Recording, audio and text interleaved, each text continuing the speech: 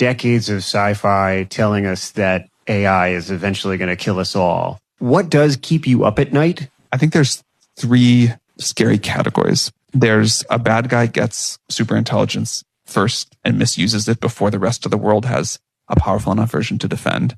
So an adversary of the US says, I'm going to use this superintelligence to design a bioweapon to take down the United States power grid, to, break into the financial system and take everyone's money.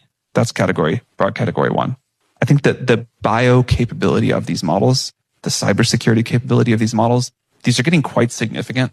We continue to flash the warning lights on this. I think the world is not taking us seriously. I don't know what else we can do there, but this is a very big thing coming. Category two is the sort of broadly called loss of control incidents, where that's kind of like the sci-fi movie. The AI is like, oh, I don't actually want you to turn me off. I'm afraid I can't do that, whatever. There's a lot of work we and other companies do on model alignment to prevent that from happening. But as these systems become so powerful, that's a real concern.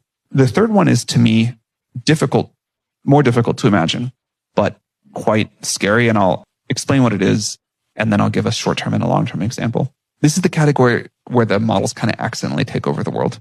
They never wake up. They never do the sci-fi thing. They never open the pod bay doors, but they just become so ingrained in society, and they're so much smarter than we are. And we can't really understand what they're doing, but we do kind of have to rely on them. And even without a drop of malevolence from anyone, society can just veer in a sort of strange direction.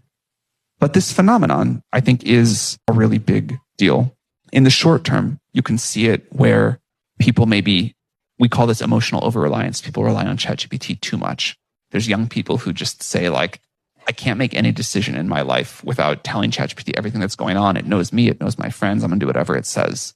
That feels really bad to me. The longer term category is, what if AI gets so smart that the president of the United States cannot do better than following ChatGPT 7's recommendation?